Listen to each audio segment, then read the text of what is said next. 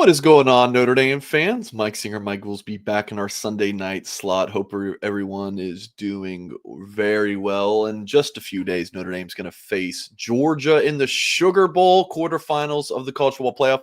Mike, I'm going to go off screen for a second, but just tell us how's you doing, man? How you're doing? What's new in your world?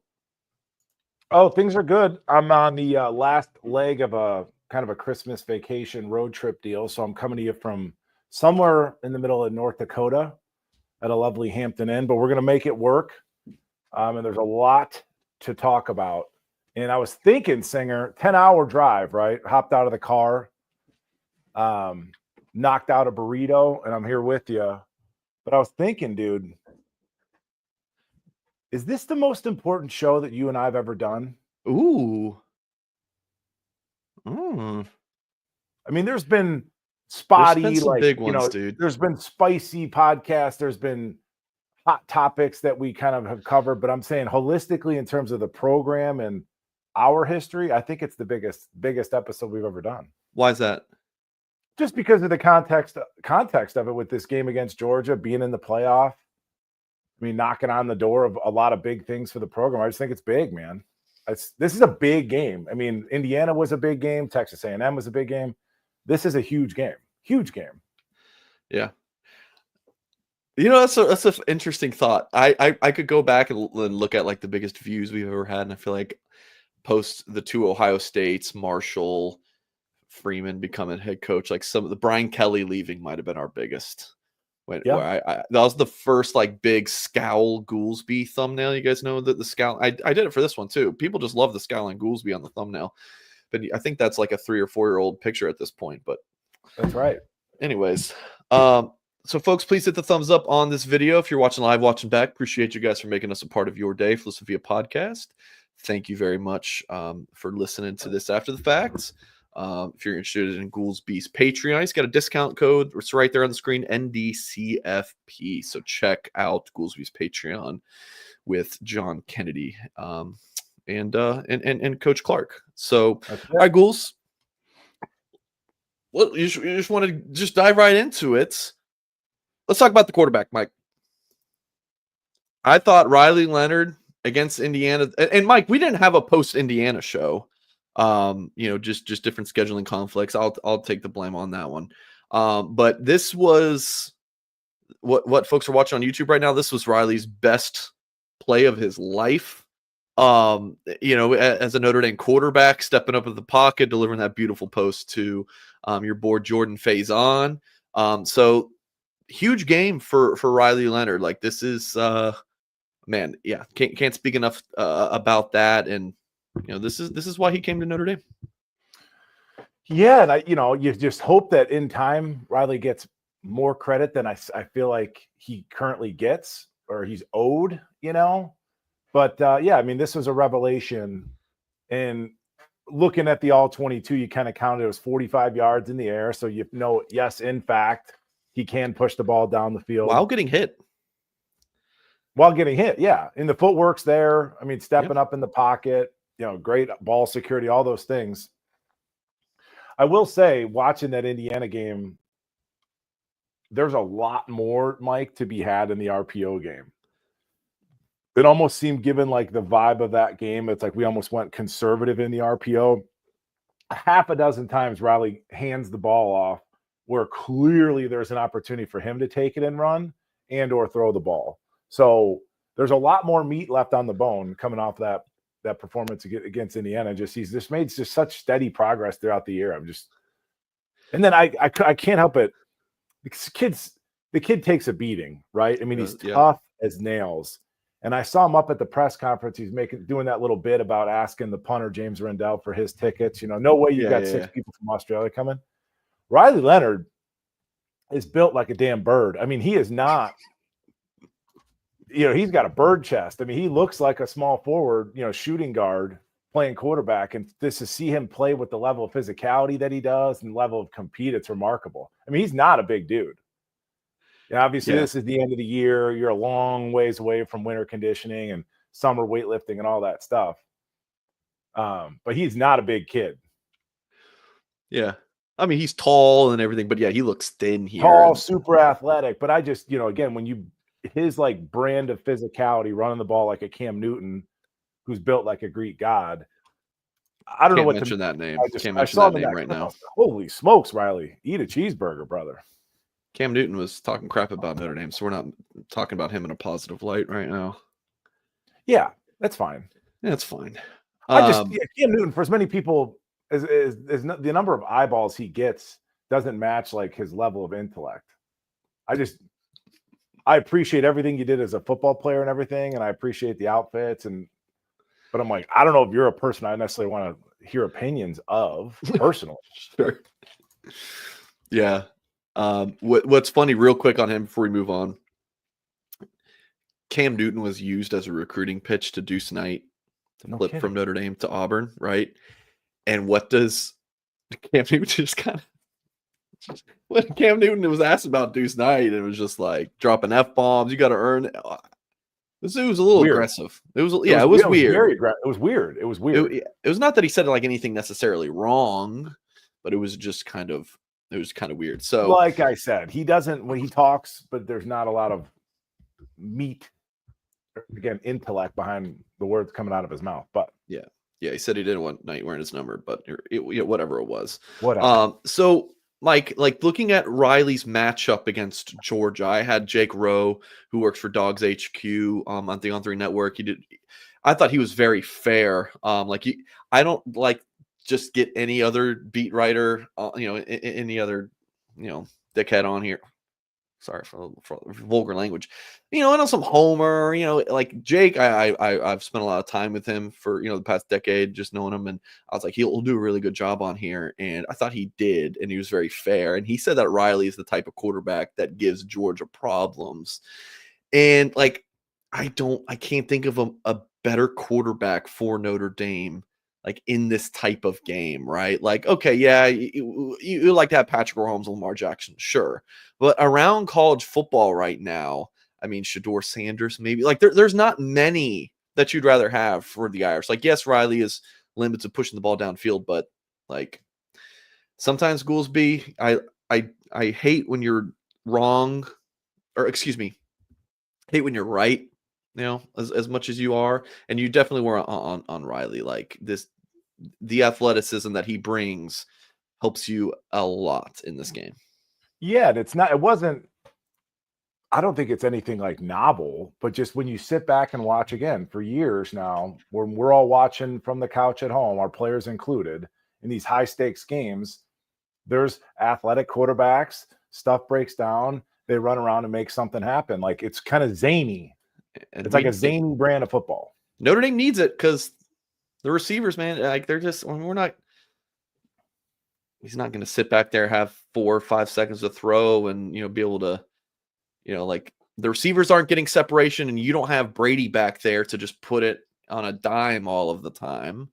So you need that athleticism. So like, I don't like Notre Dame in 3rd and longs in this game, but 3rd and 5, dude, drop back, Riley takes off. I'll take it. Now, if he gets spied by some freak Georgia linebacker, that might be tricky, but I don't know. I still like him to pick up a few first downs with his legs. Yeah, a couple thoughts. I mean, you go back to the spy concept, makes sense, but Riley's shown the last 2-3 weeks like an ability. He checks the ball down. So that really puts like a spy guy in a bind. Yeah. Right? Do I step up? Do I stay back? You kind of get him caught in no man's land. But yeah, I mean, back to that thought of getting an athletic quarterback. This is exactly the type of game that you're thinking about when you're wanting that at the quarterback position. Yeah. And that's where I think you're on board in terms of having that realization about the current wide receiver room. And it's like, I think that Freeman brilliantly kind of took stock of that and was like, give me a quarterback that can make something happen, because this isn't going to be conventional quarterback play against high-level teams with NFL players across the ball on defense with our wide receiver room. It's just not going to happen. Yeah. So everybody loves a quarterback run. I think there's a lot of meat on the bone in terms of the RPO game coming off of the IU film. But then beyond that, man, you said like you don't like him in 3rd and 8. I do. I mean, you saw that corner fire first series against USC. They brought a corner fire. Riley stepped out of it and almost, just barely couldn't tightrope the sideline. He can make a lot of things happen. And those are the runs that I would prefer to see, is the spontaneous stuff. So if it is 3rd and 8, there's nobody there, let's work. And then outside of that, or in addition to, rather, okay, we have one wide receiver on this team that like works to get open and has a sense of urgency. Dude. And it's Jordan Faison. He looks great. Dude, on the all-22, it's like, they're all running comebacks. I mean, Jordan's runs his comeback and he's working. I mean, his tempo is like, you wish he was 6 inches taller for some of these jump ball kind of scramble drill type situations. But that's something that I would love to see more of from our wide receivers, is like, help the kid. Work. Don't just finish your route, like work. It's not over till the whistle, Yeah. Mike, let's hear from our friends over at Homefield Apparel. So the Fighting Irish are in the college football playoff, and to celebrate, you're going to want to load up on some new gear. This Onward to Victory and Victory March. These tees, hoodies, sweatshirts. These are all new. Plus, you have the Indiana Notre Dame CFP first round hoodie, shirt, sweater, heavyweight tee. This wasn't, you can even, is this a black? Because Notre Dame wore black jerseys in that game. So you can go ahead and pick it up. I'm kidding. Pick it up in black. They got the 4 Horsemen. Like, Homefield's always rolling out new stuff. So definitely check out homefieldapparel.com, the premium collegiate apparel brand based in Indianapolis. You guys know I love their clothing. You get that new clothing with a retro look, but no retro tears or smells. And like I said, they're always rolling out tons of stuff. Highly recommend. Again, you check out homefieldapparel.com. Check out the entire Notre Dame line. And if you have friends that are fans of other schools, Homefield has licensed clothing for over 180 colleges. Use the promo code BGI, good for 15% off your first order at Homefield. And again, folks, I would love if you use that. If you're going to buy something from Homefield, use that promo code. It lets Homefield know that you guys want the Notre Dame stuff. They'll keep sponsoring us. I love Homefield. Goolsby loves Homefield. So we would love to have them continue as a sponsor here at Blue and Gold. So definitely use that code BGI. Good for 15% off your first order at Homefield. Check out Homefield and gear up with some new Fighting Irish apparel. Goolsby, on the injury front, KVA questionable, leaning doubtful. You got your fingers crossed. Rocco Spindler looks like he's going to be able to play. Maybe Charles Jagasaw has an insurance policy. And then Riley Mills, Jeremiah Love. People keep asking me about Jeremiah Love in the comments and stuff. Like, he had the flu. Like, he played against Indiana. He didn't play a lot in the second half because he had the flu. That was his Jordan flu game kind of thing. That 98-yard touchdown run. I can't stop watching it.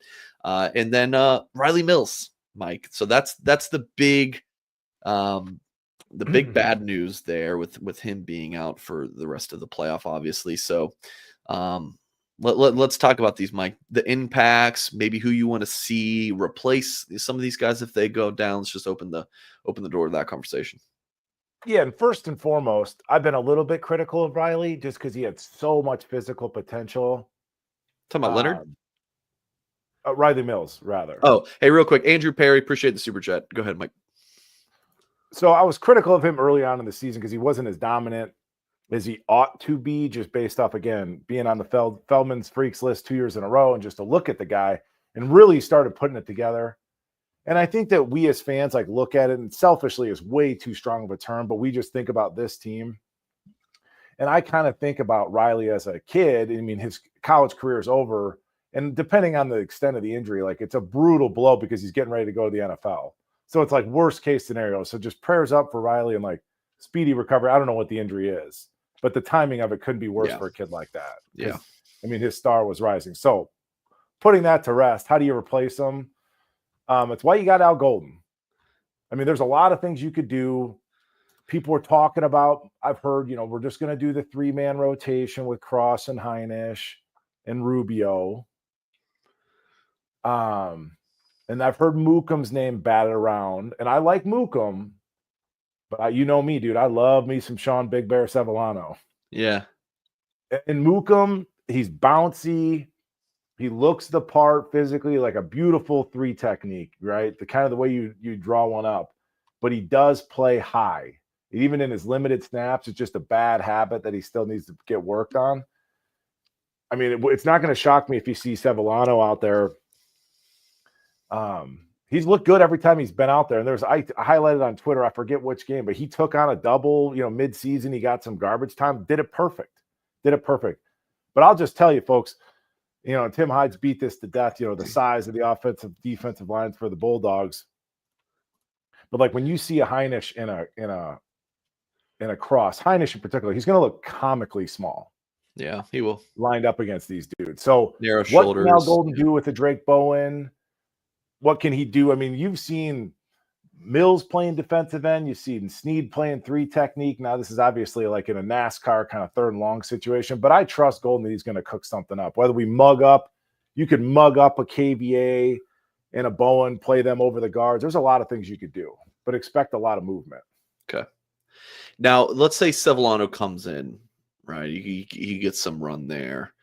I mean, what does he really need to do? Like, is it like, Sean, you're just so big, just like eat up as much space as possible? Perhaps. But people act like, and this is the thing,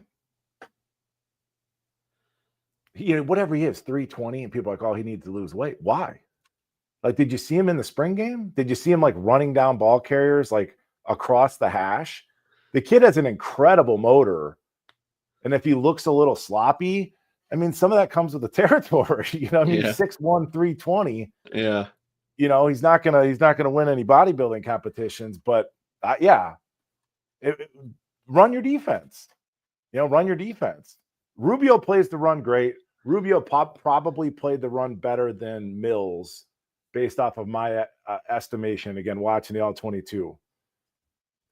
I think where Mills is where that loss is really going to hurt you is in a pass rush scenario. But Rubio's done a fantastic job. I mean, he's a true 3 technique, Okay. The interesting piece will be, okay, how do you heat up this young quarterback, Mike, if you choose to do so, and then how do you fit the run, right? Okay, so for me, learning from you on this, I mean, just from a common guy's stance on this, I was more worried about the run game because of let Golden cook. Mills had some sacks this year, but that's not the number one guy I'm counting on for pass rush. You want it off the edge, you want it from the linebackers blitzing in.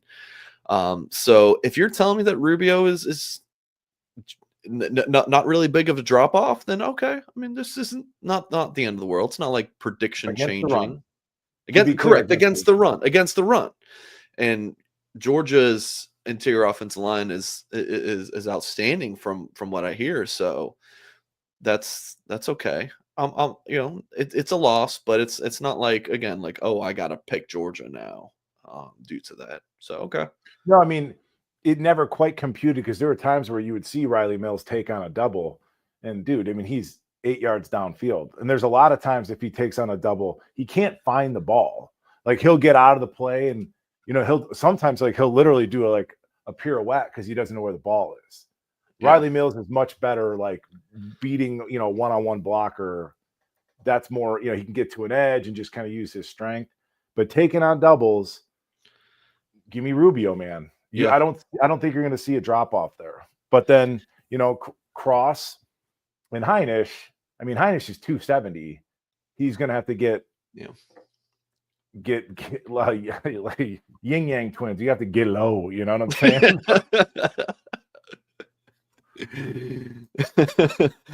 A few super chats here. Both JVit and ND fan appreciate the $10 super chats, and R Mendoza appreciate the 2. Wanting to know like who needs to step up, have their best game. I feel like on offense, what Riley's gonna do, right? He's gonna miss some throws. He's gonna make some throws. He's gonna scramble. We know what we're going to get from Riley. We know what we're going to get from the running backs. We know the tight ends, offensive. I think everywhere we know what we're probably going to get. It's the receivers you don't know. So it's Faison. It's Faison, who's had a roller coaster of a season, Mike. battling the injury, but I mean, he played so well against Indiana. So yes, you need Faison to I want step to up. spend a little bit of time on that and go back to the question. It just helps me to Yeah, Victoria's question. Who's looking to have a big game? First of all, yes, Riley Leonard. I don't know. It's going to be ugly. I don't talk. Anybody you listen to, it's going to be an ugly game, kind of a fist fight. But it's like Riley Leonard, and then beyond that, Pat Coogan have a big game. So he's infamous now. The 4 quarters of FU football. And I'm gonna be an asshole, but when you do that little pregame speech, helmet off, in the end of the tunnel where everybody can film you and it gets traction like it did, God bless Pat. But you do this helmet off where you're trying to get attention. You can't play like you did against IU. You can't play against you like you did against Georgia Tech. So whether it's number 8 from IU or number 88 from Georgia Tech, Zeke Biggers, you're going to see that type of athlete lined up across from you. And the speech is awesome. We all love it. Somebody made a t-shirt. God bless. But the play has to match the speech. So I would put who needs to play well, that interior of your offensive line. That's where the game's going to be won and lost. But I mean, Coogan had his hands full against IU. Outside of that, I have no concerns about our secondary. I think somebody's going to show up as a pass rusher. I've been kind of thinking whether it's Snead, whether it's Bryce Young, he's been showing up, whether it's Logan Thomas, I think you could do some experimenting with. Yeah. We got to find a way. Somebody has to get to the quarterback as a rusher. Maybe that could be a KVA.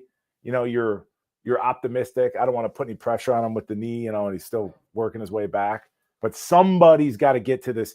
There's no sense in playing a young kid at quarterback in Gunnar Stockton if you can't affect them. All right. If you had to say, who's going to have – if I told you on Thursday morning, Mike, man, this guy had 2 sacks for Notre Dame, who would you say most likely would be? Who's going to be able to impact, if you had to guess? Snead game. So it's a Jalen Snead game. I'm just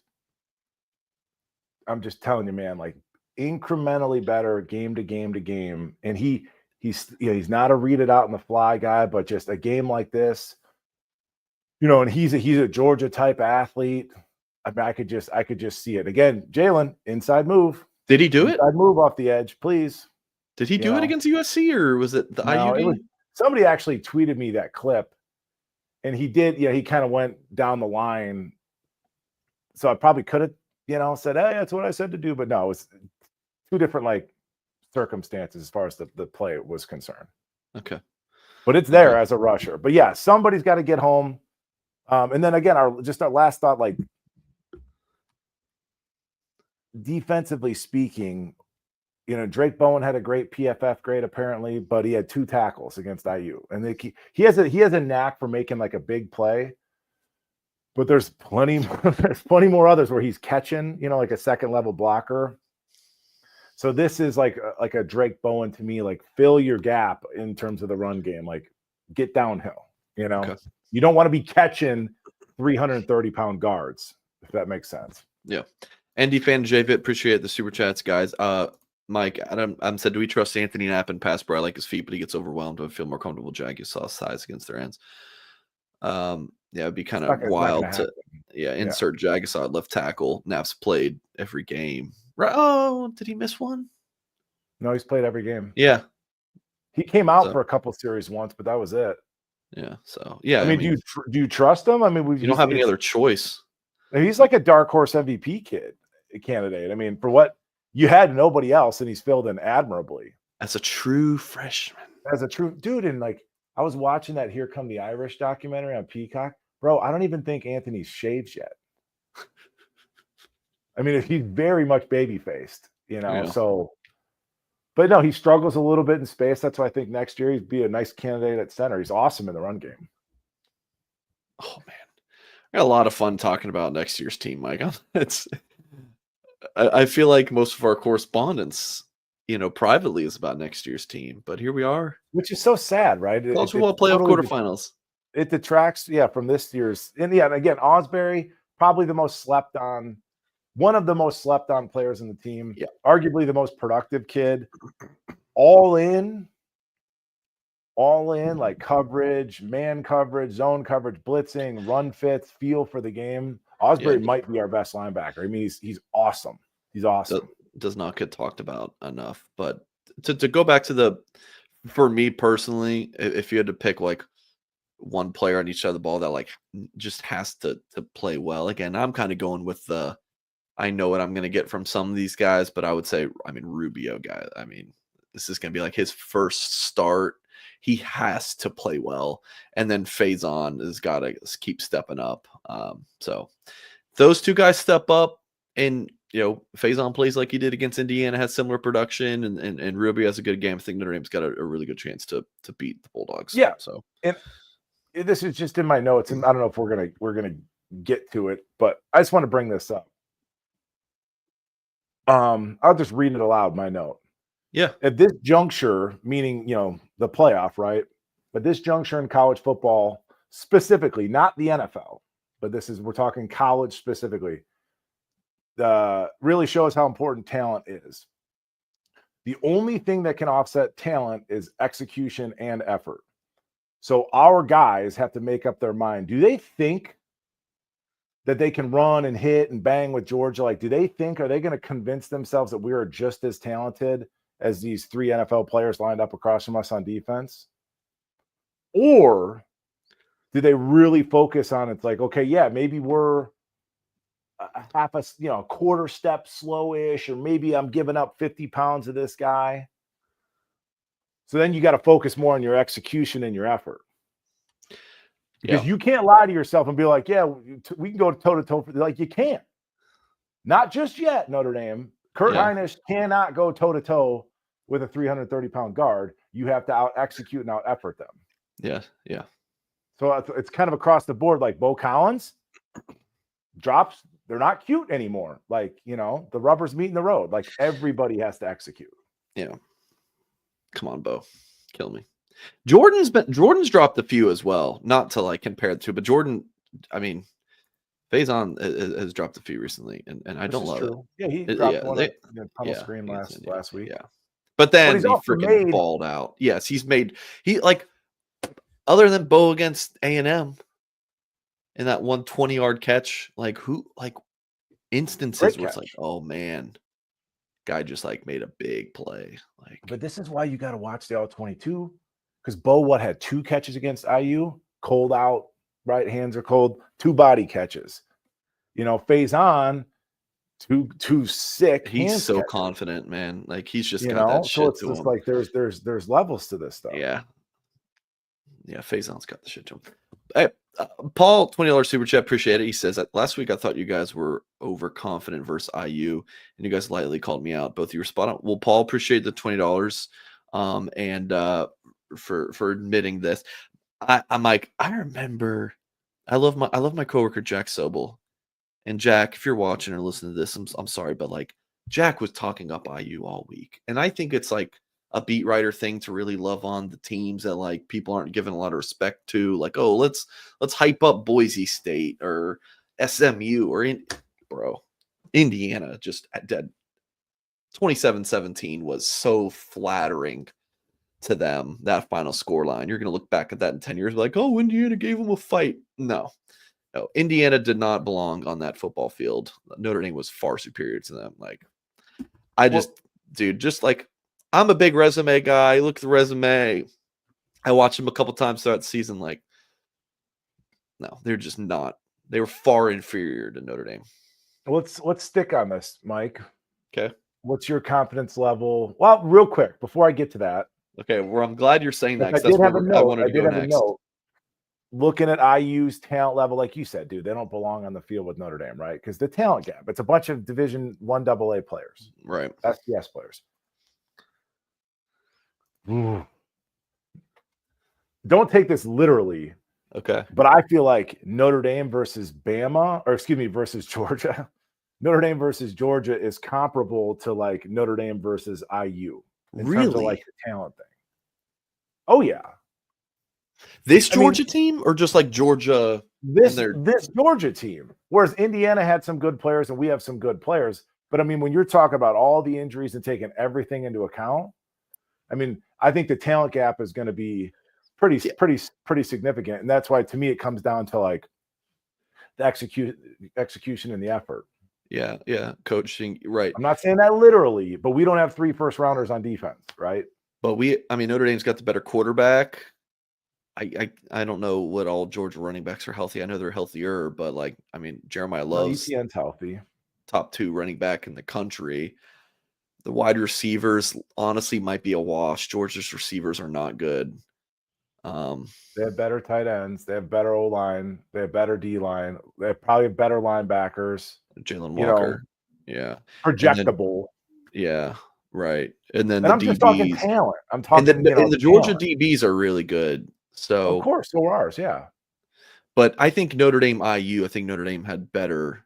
It was literally everywhere. Like where maybe Indiana's receivers. Like I said, don't take it literally. Yeah. No, you're good. I think I go back to again because I was watching that defensive film against IU, and brother, we came out scorching, dude, killing people. Film don't lie.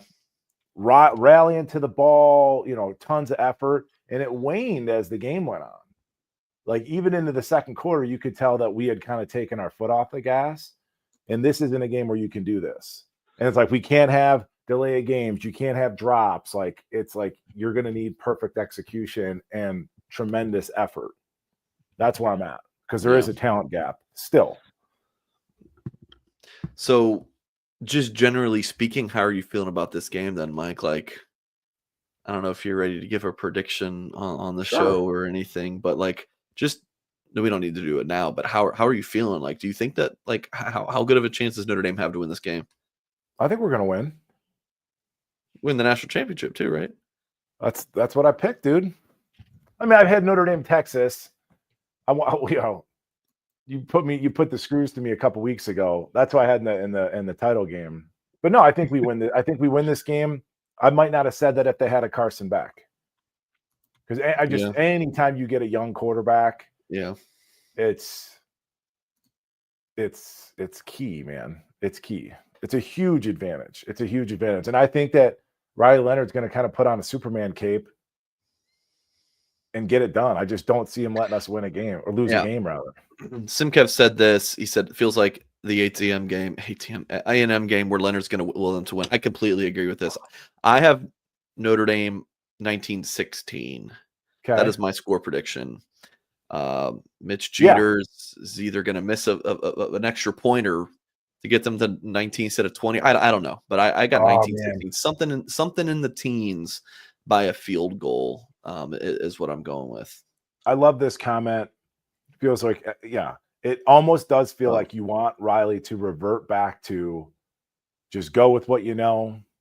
And if he wants to get loose in the pocket and just run for his life and get us out of there with the win, I feel like you almost want him to revert back to how raw he was when he first got the season underway. Yeah. But no, my score, Mike, would be 24-21. Okay. Pretty close. And the over-under's at like 44. It's right there. Mitch Jeter to win the game. How about that? How about that for serendipitous, I love it. And then I'm going to go back to when they got that kicker commitment, kid from Wisconsin a few weeks ago. It's just a high school kid, right? All the comments, well, can he kick for us right now? I mean, if I had $1 for every person who said that, I'd at least have like $100. It was ridiculous. So Mitch Jeter redemption arc, I love it. Mike, real quick, Go Irish said, what will you be focused on for first few O series to have confidence in Notre Dame's game plan? The same for defense. I'll give you a couple. Offensively, I already touched on our interior O-line play. I'm okay with that without getting movement. I don't assume we're going to get, movement, but I can't see. I just can't see. I mean, there's times where Coogan was off his feet last game. So, I can't see Coogan getting walked back. That'll make for a long day. So early on, I'll be really focusing on the interior line. And then I want to see how their corners play our receivers. Yeah. Mm-hmm. It feels like they're going to squat on everything. But there's also room, if you watch the film, there's room for a double move. Ooh. And a hitch and go. So I could see Jaden Thomas on a little hitch and go, man, or a little sluggo, man. I could see I don't it. know about what is he going to leave anybody? I mean, I think a corner could recover to Jaden. Oh, well, yeah, You know what I mean? yeah. I hate that. So and then defensively, I'm always curious about the pass rush. Yeah. And then I'm always watching the linebackers, see how they coming downhill, whether they are or are not. Mike Nolan wants to know about J Love healthy enough to make some of those quick 6 to 8 yard burst runs between the tackles. Seems key to. I mean, Yes, yeah, I do. Yeah, of course. Yeah, he's healthy. I mean, he's fine. He's not 100%, but he's okay. John says run game wasn't great versus IU minus Love, 2.7 yards per carry. Georgia gives up rush yards in a lot of games, but is this concerning? We couldn't dominate IU. What did the All-22 say about that, Mike? Yeah, the running games kind of come down to chunk runs, and that Especially IU game with Price too. I feel like. Say that again. I feel like especially with Price, it's either 2 yards or 40 with him. Yeah, and poor Price. I mean, he's like chopped liver now because everybody's caught on to the J Love thing. But no, Price is a hell of a back in his own right. So he's a game breaker. But going back to like the 2.7 yards per carry earlier in the show, I was telling you there was half a dozen times where Riley could have pulled that ball in RPO, and he didn't. It was just we would just hand it off kind of into the middle of the defense, inside zone type stuff, just real mucky in there. So I don't think we're going to make much hay inside, where it's like outside track, something like that this week, and also Riley keeping it and or throwing it out of that. So I think it was kind of a conservative approach to the offensive game last week, just because we had it in hand the whole time. It felt like it wasn't a beat down. But there was never a second where you thought we were going to lose that game. John Fitzjohn with the big boy $50 super chat. John, appreciate it. He says, who has the OCDC advantage in this game? Mike, I'm not going to expect you to know a whole lot about Mike Bobo and Glenn Schumann. But Bobo's been a head coach. Where was he? Colorado State for a few years. He's been at Georgia for the past few years. And then Glenn Schumann just been at Georgia since 2016. Coaching linebackers and was the DC since 2019. So, we'll start do you have any opinions on this? We'll start with Al Golden. So advantage goes to Golden. And along with that, Rod Hurd played a ton of football. Watts has played a ton of football. Clark has played a ton of football. Schuler, right? Those four, in terms of what Coach Golden does with them, in terms of coverage and disguising things, like give me Coach Golden's brain with Watts, Schuler, Hurd, and Clark, because they can all kind of replicate one. I mean, you'll see Leonard Moore playing safety on any given snap. So, and Bobo's got to get a young, inexperienced quarterback kind of caught up and comfortable. So absolutely the advantage goes to Golden. What's the matter? Sorry, I just saw George Knight said Notre Dame will get between 500 and 600 yards of total offense in this game. I love it. From your mouth to good Lord's ears, and then he can insert that to Riley Leonard. I don't know. And then as far as go ahead. Well, as far as let's give some credence to the $50 super chat. But as far as Denbrock is concerned, I'd give him probably the edge. But I think so much of our offense productivity is going to be, again, that zany backyard football where it's a broken play. Riley makes a play on his feet. But I just think that Denbrock's been in enough of these games. He just left the SEC. I think the confidence that he's just imagine, if you're like, this is the biggest game of Riley Leonard's career, and then you've got a Mike Denbrock like having your back on the sideline and all that. I'm confident. I think we win in both areas there. People are just talking about like 31-24 type prediction. have a hard time seeing this getting over or hitting the over of 45 or whatever. Like, I just don't see it, Mike. I think it's gonna be in the teens. I think it's gonna be low scoring. Yeah. Like, how confident are you though that we're gonna win? I think it's a coin flip. One element I want to ask you about, Mike, is the Notre Dame played. They had 10 days off between the games, whereas Georgia hasn't played since the end of November. Like, how much do you think that can play into it? Like, and how could that affect the game, especially early on? I'm setting you up for this, acting like you didn't put it in your notes for me to ask you about. When I was talking about jumping on them early. Yeah. I mean, I think it's important in every game, right? It's just kind of one of those footballism things. Like, you got to start fast or whatever, but I think it's huge because there may be some rust there. I think it's huge. So it's like, if you were going to take a deep shot like you've seen against IU, might you see that early where you get them, you can get them down early and then they're kind of on their heels, out of character.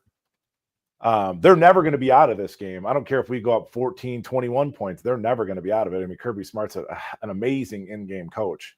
But I do think it's important to get out to an early lead because, they may be a little bit rusty. This conditioning is different, all that.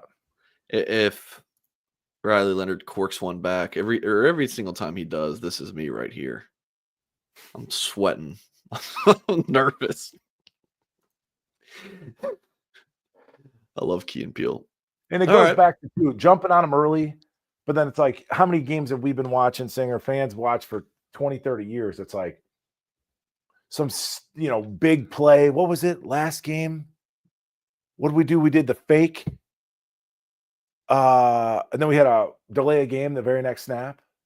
What was it? What did we do? It's been a long day, 10 hours in the car. Anyways, we had a big play against IU. I can't recall it. Then we went delay a game the very next snap.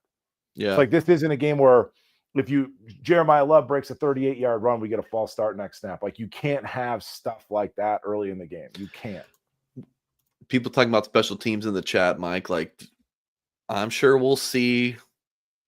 What's the special teams coordinator's name? Marty Biaggi. He's going to want his say in this game. There's going to be something. We going to see any Tyler Buckner, Mike? I mean, I sleep a lot better at night knowing he's on the team. Just saying, dude. He is the gift that keeps on giving, man. Yeah. So who knows? But that goes back to, again, the execution. No, I think it was after we had the fun kick return. We had a false start, or excuse me, delay a game. Yeah, I can't remember. I honestly can't remember. Lotus says, Goolsby, how much did you love the Freeman smirk? What smirk is this? Oh, this was after. So we ran this like gadget field goal play, and it didn't work. They kind of like slung. Oh, yeah. And they had to call the timeout. They had to call a timeout. Yeah, that was brilliant. I love the smirk. I love the post game blow off. I loved all of that. I'm loving who Freeman's kind of becoming as a coach, and the confidence that he's exuding. Okay, so I'm pulling up your tweet, Mike. Dude, what was your take on this, Singer? Did he blow the guy off? Quick eye contact. Right here, he's like, "It's this. I'm good. I'm good." We've all been here, right? Kurt saying, "Hey, coach, great game. It was a hell of a game," and you can see him. I wish we had a lip reader in here. Yep. Okay. I got an uncle like this. He's not blood. I got an uncle like this. He'll talk your ear off. It's like, all right, get out. I'm trying to get some devil eggs or whatever. Get out of here. But no, this was a blow off. It was a classy, subtle blow off. 3.5 million views on that tweet. Thing. That's 3.5 million. So, and then some people are like, I don't know what you see. I don't know what you're seeing. It's like, I was in the kitchen post game, pouring myself like my 10th beer, and I saw that, and I ran down the stairs, and I was like, oh, I gotta film that because it jumped off the screen at me. I love who Freeman's becoming. I think we all do, or who he's become. Mm-hmm. if I may. Yeah. I completely agree. Adam said, Saban said longer layoffs have an impact on your ability to tackle. Thoughts on that, Ghouls? Yeah, I would agree. I mean, like I said, the conditioning, all of that. Because you're not hitting. I mean, these guys aren't really, maybe thumping at most, Mike? Like, yeah, you'll be thudding up. But and again, there's no, we've been saying it for years, there's no replicating all the game stuff. The energy, the sweat, the level of compete, the tempo, the physicality. You can't, I don't care, scrimmage all you want. When you're playing your own teammates, it's one thing. When you're lined up against a different color, it's a totally different thing. So that just goes back to, again, jumping on them early. But yeah, I would think tackling could be a thing. Angles. I've been playing against 85% tempo at practice, but then if J Love busts one out, that safety might be like, oh shit. Yeah. He might take a bad angle because he's like, I would, or even with a Riley Leonard, they're like, this white boy can't run. It's like stuff like that leads to a bad angle. Yeah. Folks, please hit the thumbs up on this video. If you're watching live, watch it back. Help support what we're doing here, Blue and Gold. Of course, if you're new here, subscribe to the YouTube channel. 1,000 strong right now, concurrent viewers. Absolutely love to see it. Appreciate everyone tuning in. Look at what you built over here, dude. I mean, I couldn't have done it without you. Just like I said in that one tweet, man, really could not have done it without you. We hit 25,000 subscribers. We started this thing. The Blue and Gold YouTube channel has been around since like YouTube started, but when I took it over and started doing stuff with it, with you, right? 2020 fall, I think we had like 2,000 subscribers, dude. I used to do the show off of my iPhone up in the attic. Remember, I had that throat surgery. I couldn't even speak, and we were doing shows. Remember that? We've been through a lot, man. That's why I said I think this is a very important episode. It is I mean, you beat Georgia. I'll be very happy. I mean, I grew up a Georgia Tech fan because I hated Georgia. That's the only reason. I don't like the color yellow. Oh, how about that? I mean, growing up in the Atlanta suburbs, everyone's a Georgia fan. It just kind of pissed me off because I'm like, Georgia Tech's closer. None of you guys went to Georgia. Why does everyone like Georgia? Yeah. So how you got my brother's a Georgia fan. He became a Georgia fan like 5 years ago too. It's like, what are you doing? Maybe it was 10 years ago. I don't know, but that's how you got into Taco Bell. Everybody was a Pizza Hut guy. You're like, no, I'm gonna go over here. I'm curious to know level, like, and even drop it in the comments, because I would say that I was a 10 out of 10 for, like, even going back to like Louisville, like Indiana. I'm like, we're not losing in Indiana. I'm 10 out of 10 confidence level. Right. Same. I would love to know like a fan's confidence level for IU, 8 out of 10. And then where does that put you for Georgia? 6 out of 10, 8 out of 10. Has it grown? Has it plateaued? Yeah. Personally, I was a 9 for Indiana. I'm a true coin flip personally. I'm a 5. That puts you a 5. All right. Yeah. What about you? I would say I'm an 8.5, 9. To beat Georgia? We got Riley. I'm telling you, Riley Leonard's not going to lose this game. And again, it's Al Golden versus against Gunnar Stockton, who hasn't played. I mean, you can't discount that. Yeah. So it's like, and we and for once in our lives, we can cover their outside guys. Correct. We can cover. So then it just comes down to, we have to be able to bother the quarterback. And we don't even have to sack him.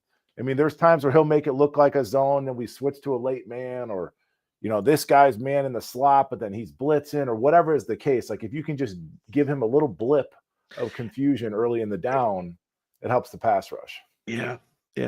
There's so many different aspects to this, because like, it is the SEC champs, and this is a team that legitimately might have been the best team in college football last year. Just, got left out at the end with the 14 playoff, won 2 titles before. Now it is a different quarterback, and this is a different Georgia team, but still Kirby Smart back there. Like, I don't know, man. It's not. I don't think it's going to be pretty. I'm with you on the Riley Leonard thing. in my core, I don't feel like we're going to lose the game. And there's been other games, you know this, where I've been like, I've gone off air, like, man, we're going to lose. I think you said that about It was after the Duke game, like, we're going to lose to Louisville last year. Which one did you? But I remember when you said that this year, and you were wrong though. I don't remember. I can't remember the last time I was wrong, Singer. It's true. I'm kidding. Tyler Fisher said, in the media practice clip of our guys look tired and limping. Georgia practice clip looked like a well-oiled machine with dudes flying around. Anybody else knows that? Tyler, I don't know what to tell you, brother. I didn't notice it. I didn't. So no, got nothing for you, bro. And again, this is a weird side effect of being a Notre Dame fan. We look for stuff to worry about. Not me, not you, but yeah, people. It's a practice clip. It was probably a warm up. Yeah, outside of watching CJ Carr's mastery of the offense, throwing warm up passes, that's the only thing you can really glean from those clips. So Tyler, I wouldn't make too much of whatever that inherent worry is wanting you to see. Mike Ryan says, if we win, where would it rank in program history? Where's Lou when you need him, Singer? Where's Lou when you need him? I was thinking about Lou because this show started. It was me, you, and Lou. I remember our very first show. It was just the podcast. And I remember a joke I made. I was like, I legitimately had not spoken in 12 minutes. I was like, just so you guys know, I'm here. And people thought that was funny. That was fun. That was fun. The show's me, you, and Lou. The GOAT. Miss you, Lou. Yeah, it would be up there. I think it would just be, like in the college basketball playoffs, like if the March Madness, if you make the Final Four, that is huge, right? Like you make the Super Bowl, that's a big freaking deal. If you beat Georgia, like even if you don't win the whole thing, you beat Georgia, man. You make it to the college football playoff semifinals. I think it's a way to tell recruits we're here. They see it. They're going to be watching the game. I think it would be massive. So, Goolsby, you there? Oh, I lost him. I can hear you, Mike. I just can't see you, sir. I had the wrong plug in, and I had to plug my computer. I was about to die. So you lost me on camera. Give me 1 second. Yeah, you're good. We're close to wrapping up, right? Yeah, we are. So I do want to get you back on camera before we wrap up for one specific topic. Mark with Glass did say, if we win the Natty, I'm getting a Goolsby tattoo. What would a Goolsby tattoo look like? It's just a picture of Goolsby's face. You get maybe a 41 on there. I want to know, Mark. Listen, I'm not going to be able to figure this out, Singer, but there's too many cables, and I'm on the road. I'm over it. But okay. As creative as Mark is, Mark will figure out a better Goolsby tattoo than I ever will. As creative as that guy is. All right. I can't believe I can't get your face for this, Mike. The transfer quarter. Dude, I got a computer. If you give me 1 second, if you buy me 30 seconds. Okay, yeah. Okay, so I have so many cords. You guys have seen the rumors out there, the buzz, the message board posts about Notre Dame maybe taking a transfer portal quarterback. Well, On3 put out, after taking Sam Hartman and Riley Leonard, of course, the past couple years, Notre Dame will not be recruiting a transfer portal quarterback this cycle. Pete Nakos and Steve Wiltfong report. I also posted something on the Blue and Gold message board before this report, and a couple national guys from Rivals tweeted the same thing. So clearly, Notre Dame, some Notre Dame people were, texting everyone saying it's time to shoot this down. No portal quarterback. I lost Goolsby officially. So where's he at? Goolsby? Can you hear me? I can hear you. This is what you're getting. I'm over it. Okay, that's fine, Mike. I literally was on the road at 5 o'clock in the morning. You're fine. I'm over it. All right. So what are we talking about? The transfer portal quarterback rumors and Notre Dame shooting it down today. If you were Marcus Freeman, what would you do? This. I'm not asking you, Singer. So like if you were looking in the portal, or if you were having conversations, does the public need to know that? Do beat writers need to know that? I don't know. You know what I'm saying? So that's the one conversation is about sourcing. I mean, I don't want to put Singer in a bind. No, look, Mike, I told you, I said this on text message, like that there's one easy way for them to not have to deal with any of the rumors. It's to not do it. So if you're not recruiting a portal quarterback, then anything that comes out is crap because you're not doing it. But do I think they were maybe testing the waters a little bit low key? Put it this way: if you had $20+ million a year annually, it re-ups every year.